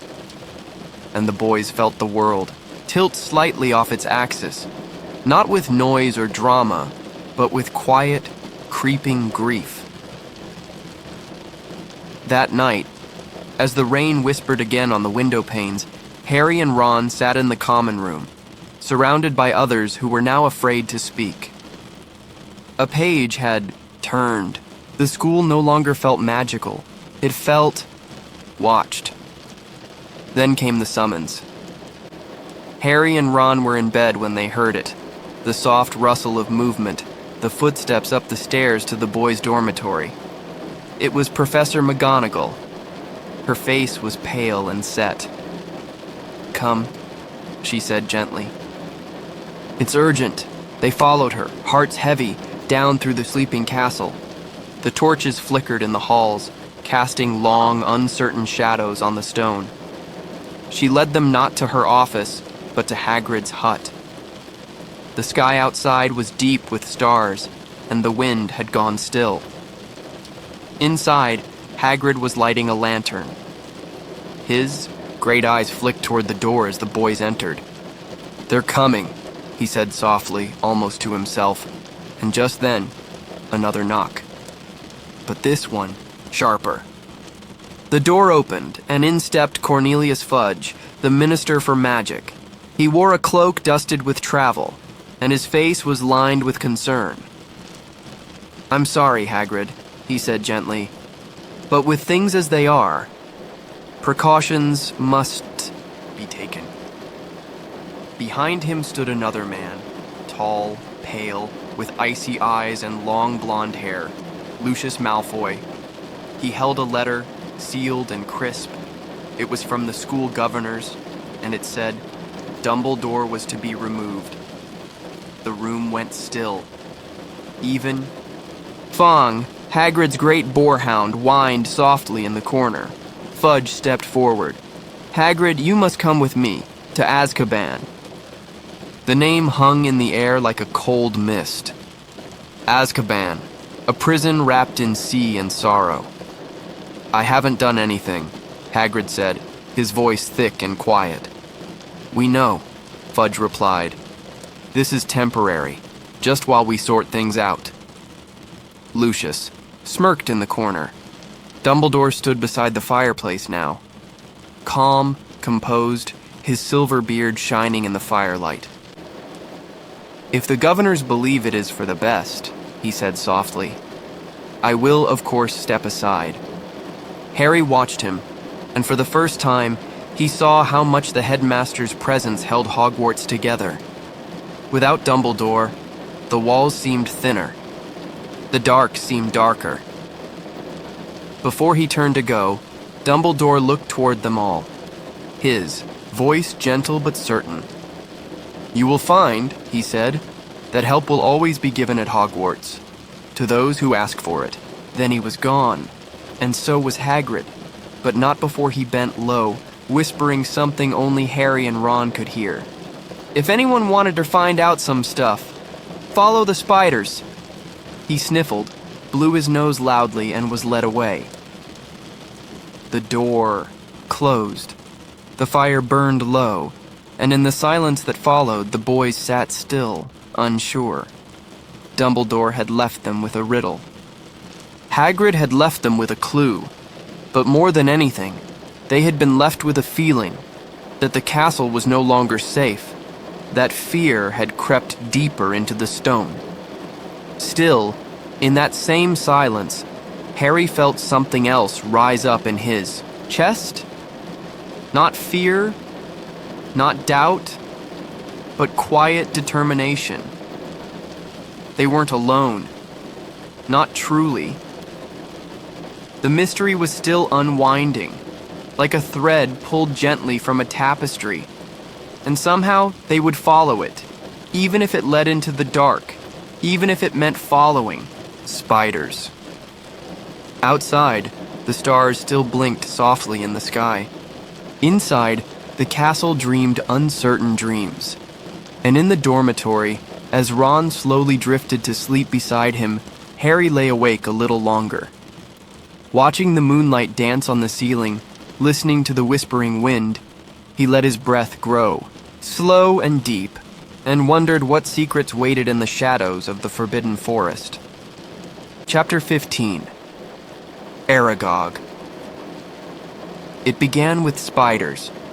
Not one, not two, but a trail of them, tiny, purposeful creatures marching quietly along the windowsills of the castle. Few noticed, but Harry and Ron did. They remembered Hagrid's last words, spoken, in a hushed breath before he was taken, "Follow the spiders." And so, one evening, beneath the drowsy glow of twilight, with the castle growing still behind them, they crept into the shadows. Beside them, nestled in Ron's jacket, was a reluctant companion. Fang, Hagrid's enormous lumbering dog, whose courage was smaller than his size. The three of them slipped through the doors, past the edge of the greenhouses, and toward the trees. The Forbidden. Forest stood before them like a dreaming giant, its branches weaving together like fingers, its canopy dark and deep and whispering. The wind sighed through the leaves, and the boys stepped inside. The forest floor was soft with moss and pine needles. Strange sounds echoed between the trees, rustling wings, distant howls, and the rustle of creatures just out of sight. But Harry and Ron pressed on, following the faint shimmer of spider webs that glistened silver in the moonlight. The deeper they went, the quieter the world became. Fang whimpered. Ron kept close, his hand gripping his wand a little tighter. Then, a movement, sudden and sweeping, a blur in the dark, and before they could cry out, great hairy legs wrapped around them, lifting them from the ground. They were carried swiftly, their voices lost in the wind until the trees parted. And they were set down in a vast hollow, where the ground glittered with web and the air pulsed with quiet clicking sounds. From the darkness ahead, a deep, rasping voice emerged. "Who comes to disturb the peace of my children?" The creature, who stepped forward, was immense.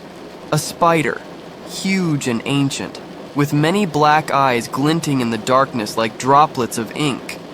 But his voice was calm, measured, wise in a way that defied his fearsome form. This was Aragog, the king of the spiders, and, once, a friend of Hagrid's. Harry, steadying his breath, explained why they had come.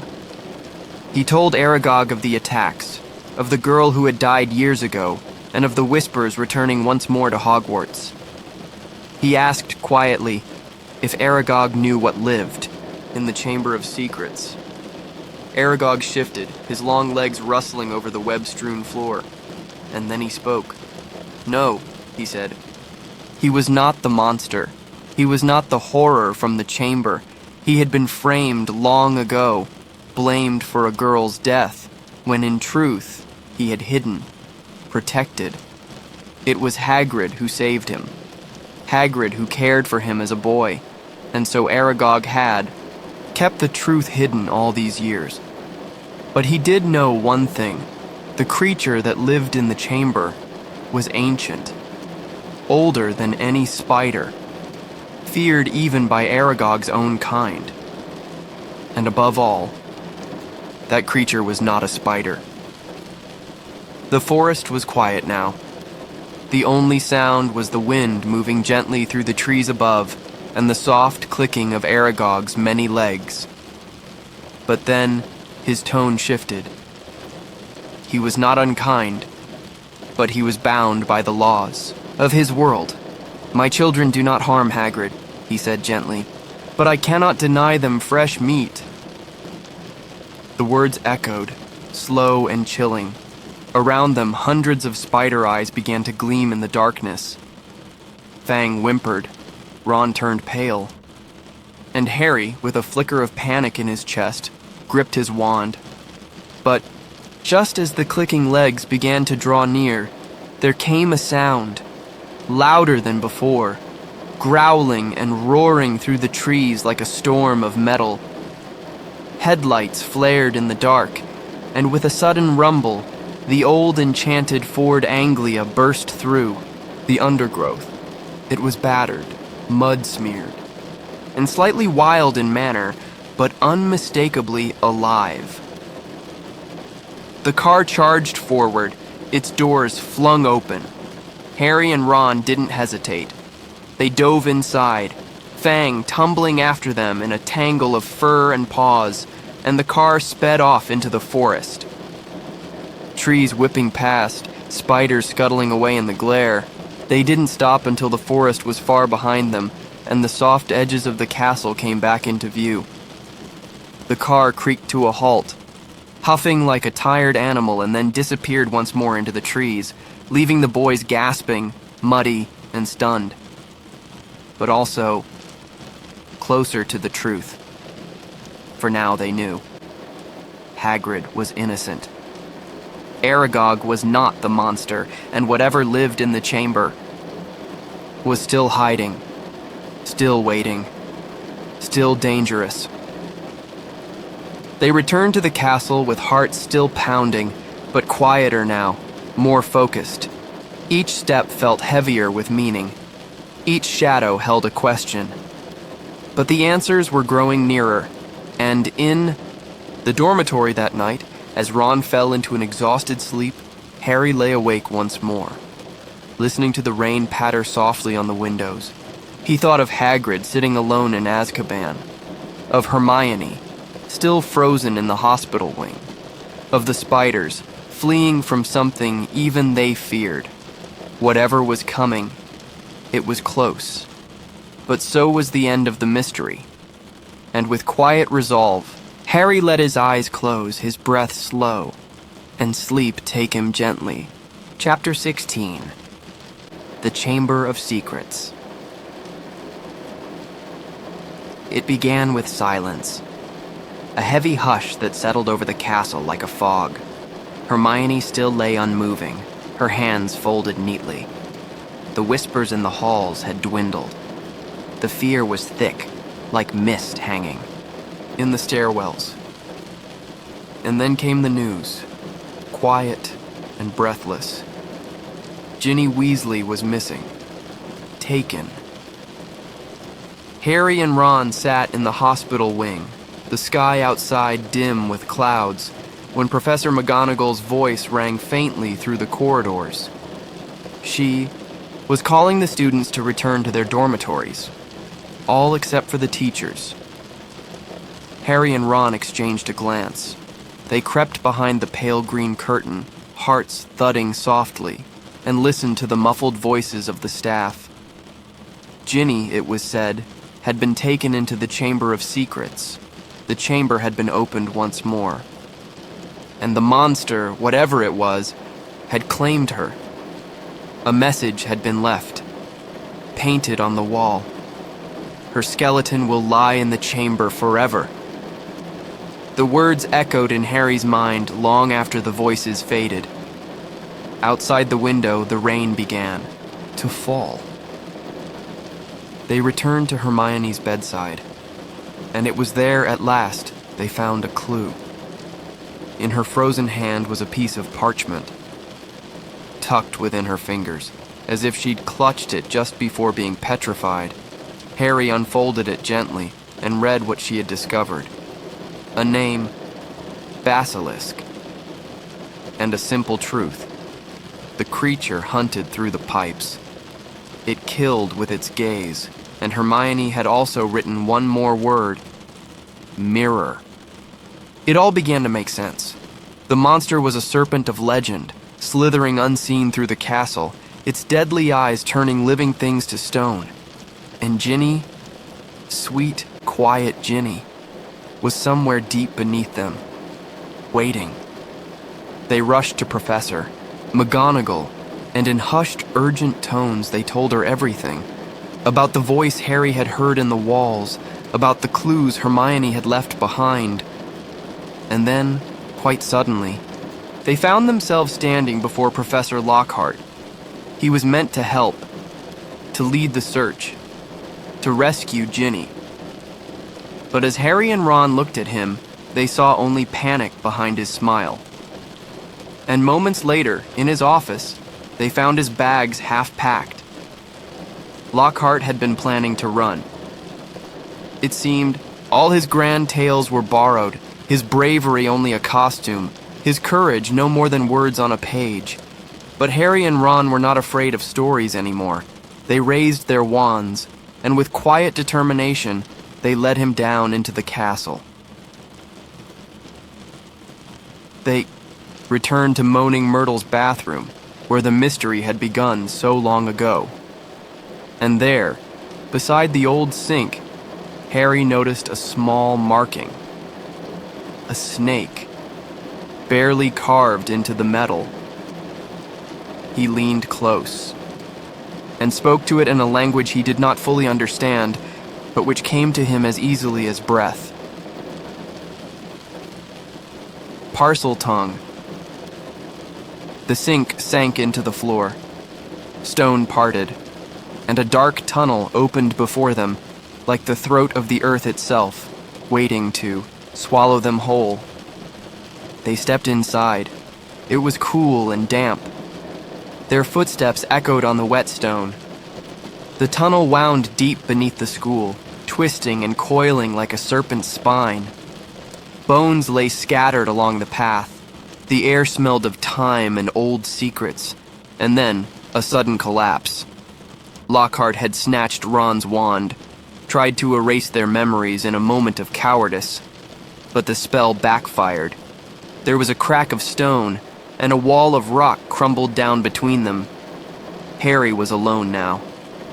Ron trapped behind him with the unconscious professor. There was no turning back. Harry pressed on, heart steady, his wand glowing like a single star in the dark. And then, he found it. The chamber. The great stone door loomed before him, etched, with serpents, ancient and silent. He whispered again in parcel tongue, and the door slid open with a low, slow groan. Inside was a vast hall, lined with stone pillars, each carved with coiling snakes. The ceiling soared high above, lost in shadow. The air was thick and still, as if it had not been disturbed in centuries. At the far end, she lay. Ginny, still, pale. Her red hair spread like fire on the cold stone floor.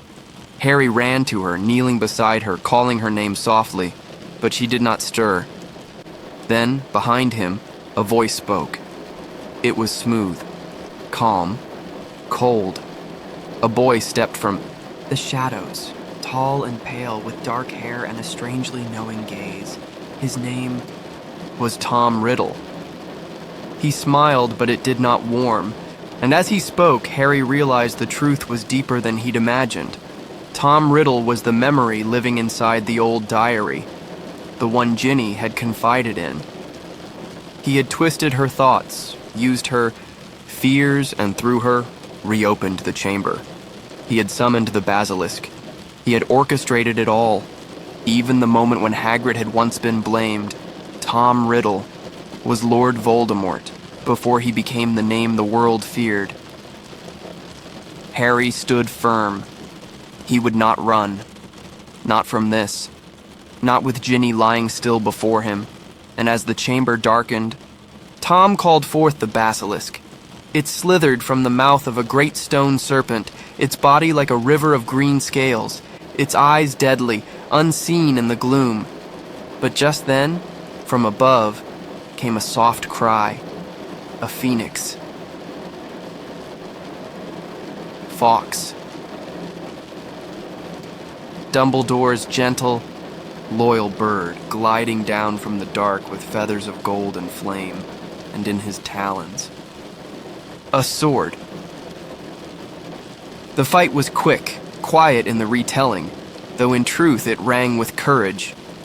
Fawkes blinded the serpent, its gaze broken. Harry fought bravely, the sword gleaming in his hands, a gift from the very heart of Hogwarts, and with one final breath of resolve he struck. The basilisk fell, but not before one of its fangs pierced Harry's arm. The poison was spreading. He felt it like ice. He sank beside Ginny, his vision dimming. But Fawkes came again, and with quiet tears, he healed the wound. Phoenix tears, it is said, can mend what nothing else can. The diary lay nearby, its cover worn and dark. Harry lifted the broken fang, and with a final breath, pierced the heart of the book. Tom Riddle screamed, a memory unraveling in silence. And then, nothing.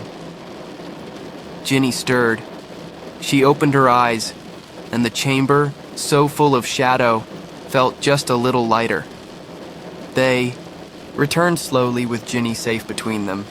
Ron and Lockhart were waiting, and the castle, still and watchful, seemed to exhale at last. The mystery was over. The serpent was gone, and the secrets had been spoken aloud. Not all stories end in fear. Some end in bravery and soft, wordless relief. Chapter 17. The Heir of Slytherin. The chamber still echoed with silence. The battle had passed, and in its place lingered stillness, not empty, but full of meaning. Harry knelt beside Ginny, the sword's hilt still warm in his hand, and the broken diary lay discarded, its dark pages curling at the edges as if sighing their last breath. Across the cold floor, Tom Riddle was gone, a shadow undone by truth and loyalty. Ginny, pale and blinking, began to stir. She sat up slowly, confused and frightened, the spell that had held her heart now fading away. Tears welled in her eyes as she whispered apologies, but Harry shook his head gently. None of this, he told her softly, was her fault. Together, they rose. The chamber stretched out around them, ancient and still, its carved serpents watching with unblinking stone eyes. Fawkes, the phoenix, circled above them with silent grace, his feathers glowing faintly like warm embers in the dark. He had brought the sword. He had brought healing. And now, with a song like soft wind, he offered something more. Harry looked down at the wounded professor. Lockhart, dazed and blinking, his memory scattered like leaves in a breeze. He had been struck by his own spell, his confidence erased, his pride turned quiet. And now he followed without protest, his eyes wide with wonder, as if he were a student once more. They approached the fallen wall of rock, the one that had separated Harry from Ron. With a soft cry, Fawkes descended. And with a beat of his wings, he caught the chain of the sword in his talons and lifted it gently. Then, wrapping his talons around Harry's shoulder, he guided them upward, carrying all of them slowly like feathers on the breeze, across the rubble and to the other side. Ron stood waiting, eyes wide. Ginny ran to him, and the two embraced tightly, brother and sister, reunited in the echoing stillness. The shadows of the chamber no longer held fear. They held relief. Back through the tunnel they went, Fawkes lighting the way, past the bones in the dark corners, past the mouth of the stone serpent, until at last they emerged once more into the soft, familiar dimness of Moaning Myrtle's bathroom. The cold tiles had never looked so welcoming.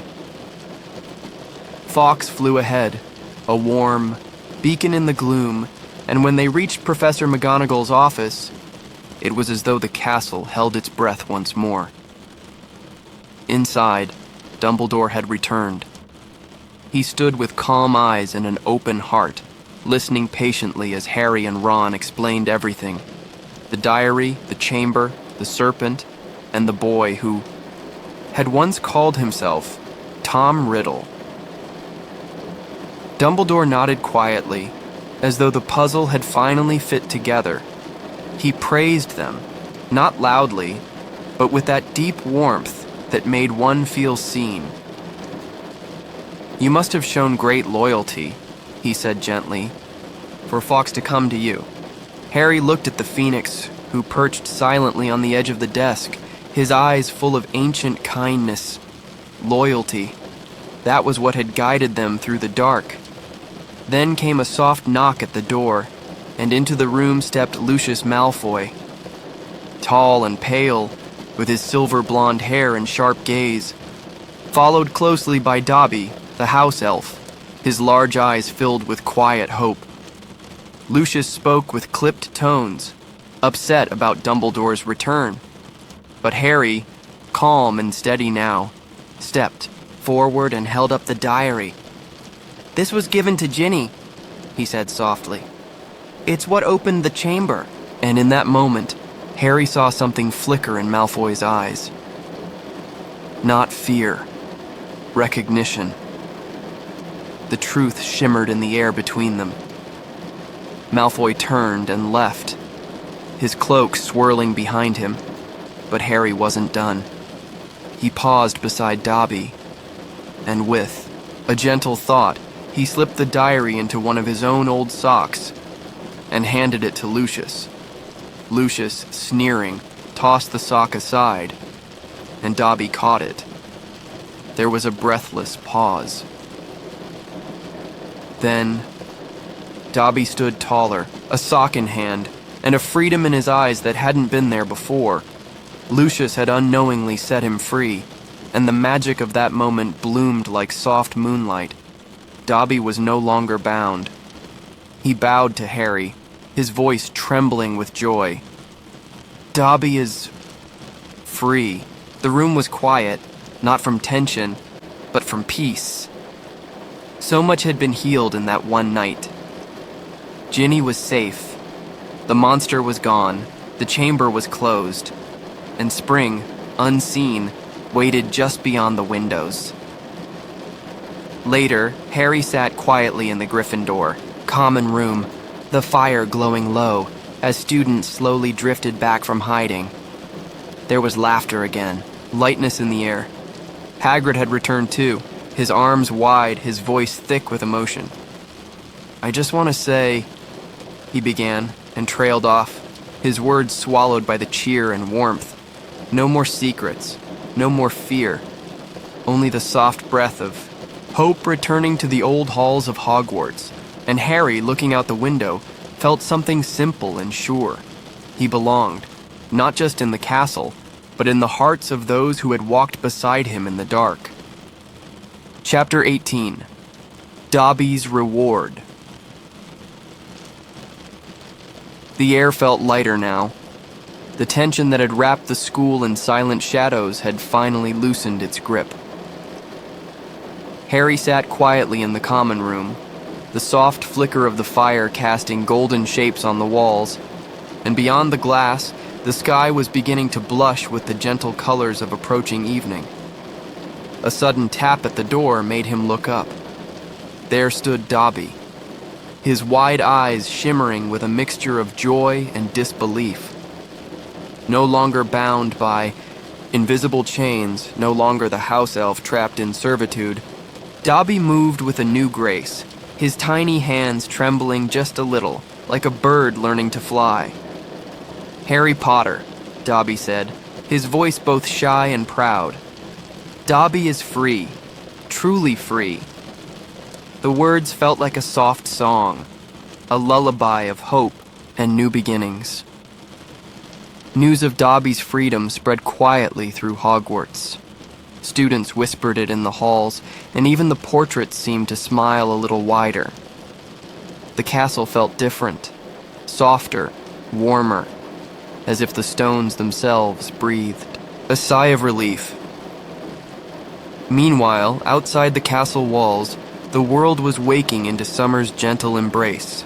The days grew longer, and the air carried the sweet scent of blooming flowers and fresh grass. In the gardens, the sun dripped golden light over the leaves, and the gentle breeze sang through the trees. Harry found himself wandering there often, the calm of the outdoors soothing the echoes of recent nights. He thought about the friends who had stood beside him: Ron, Hermione, Ginny, and even quiet Hagrid.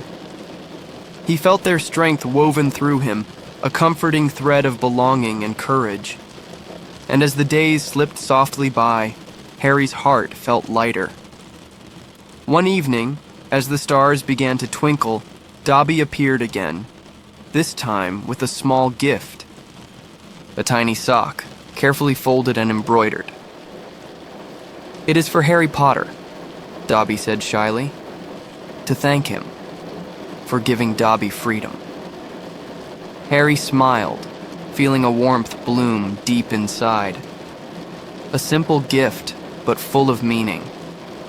It was a reminder that kindness, no matter how small, can change the course of a life. And so the school year drew gently to a close.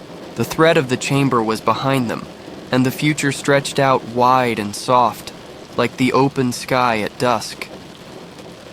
The castle hummed quietly with life, and Harry felt ready to rest, to dream, and to step into whatever the next season would bring. The story lulls us now, as the night deepens and the rain's soft rhythm becomes a steady heartbeat. May you too feel the gentle freedom of rest, the comfort of kindness, and the promise of new beginnings. Final reflection. What the chamber whispered to us. In the hush of moonlight and memory, we return to the corridors of Hogwarts. The quiet ones, the hidden ones, where secrets once stirred behind stone walls and courage grew in the most unexpected corners. This was not just a tale of a chamber hidden deep beneath the earth, nor only of monsters lurking in the shadows. No, this was a story of voices that longed to be heard, of fears quietly faced, and of strength discovered in the quietest hearts. Harry's journey through the Chamber of Secrets was not one of loud battles or grand victories, but of soft resilience. He faced fear not with fury, but with friendship. He walked into darkness not alone, but held by the bonds of love and loyalty woven gently through every page. There were moments of silence, echoes in pipes, whispers in the walls, but it was not silence to be feared. It was silence waiting to be understood. We met a girl who felt invisible, a diary that remembered too much, a boy who spoke a snake's tongue and wondered what that made him. But in the end, what truly mattered were not the strange gifts or ancient prophecies. It was the kindness he showed to a frightened elf, the trust he placed in his friends, the bravery to say, "I'll go," even when no one else could. Sometimes the scariest things are the ones that whisper when no one else is listening. And sometimes all it takes is someone brave enough to listen back. Harry did, and so did we. As we close the pages of this dreamlike book, let the lessons drift gently over you like falling feathers. That courage can be quiet. That belonging can bloom in unlikely places. That magic is not always spells and wands. Sometimes it's simply believing you're not alone. So rest now, dear one. The chamber is sealed. The shadows have lifted. And morning will come, golden and kind. May your dreams tonight carry you to places where doors open with kindness, where friends wait with warm laughter, and where your heart remembers you are safe, you are seen, and you are never truly alone.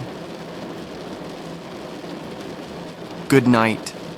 Dreamer, sleep deeply, and may the magic always find you.